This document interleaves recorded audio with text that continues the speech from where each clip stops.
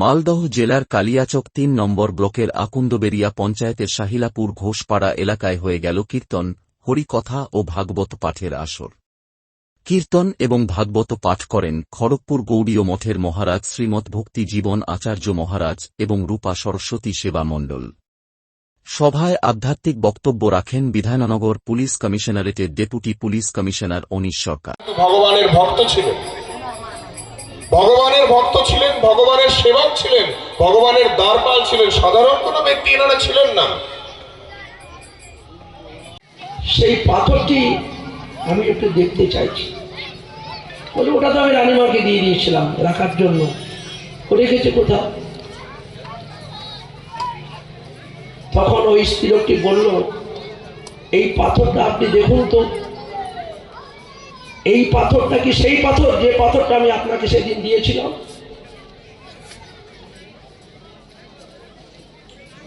আমি তো যে পাথর। আমার নাম ভক্তি জীবন আচার্য মহারাজ। আমি মালদা, মুর্শিদাবাদ, বহরমপুর, বাংলা ছাড়া উড়িষ্যা, আন্ধ্র সব জায়গাতে প্রচার করি। এদিকে আমরা ওই সরস্বতী সেবা মণ্ডল স্থাপন করে মহাপ্রভুর যে যুগধর্ম হরিনাম সংকীর্তন, সেই যুগধর্ম সংকীর্তন জগতে প্রচার করবার জন্য আমি এখানকার স্থানীয় যে সমস্ত সব ভক্ত আছে তাদেরকে নিয়ে বিভিন্ন জায়গায় প্রোগ্রাম করে ভক্তদেরকে মহাপ্রসাদ দিয়ে এবং তাদের কাছে ভগবানের গুণকথা কীর্তন করে জগৎ লোকেকে ভগবত উন্মুখী করানোর জন্য আমাদের এই প্রোগ্রাম।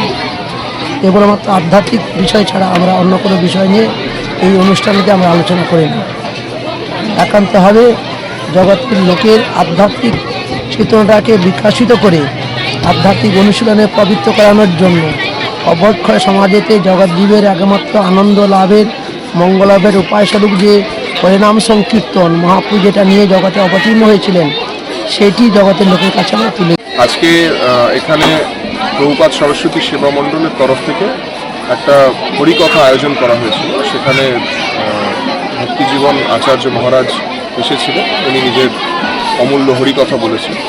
আমারও এখানে সুযোগ হয়েছিল কিছু হরিকথা বলার এবং এখানে আসার। তো খুব ভালো পরিবেশ ছিল, প্রায় 2,500 থেকে 3,000 মানুষ এখানে এসে হরিকথা শুনেছে, তারপরে তারা প্রসাদ পাচ্ছে। আশা করি এরকম প্রোগ্রাম আরও হতে পারে। আমি অনিশ সরকার, ডিসিপি বিধাননগর, আপাতত এখানে ছুটি নিয়ে এসেছি। কলকাতা এক্সপ্রেস লাইভ মাল।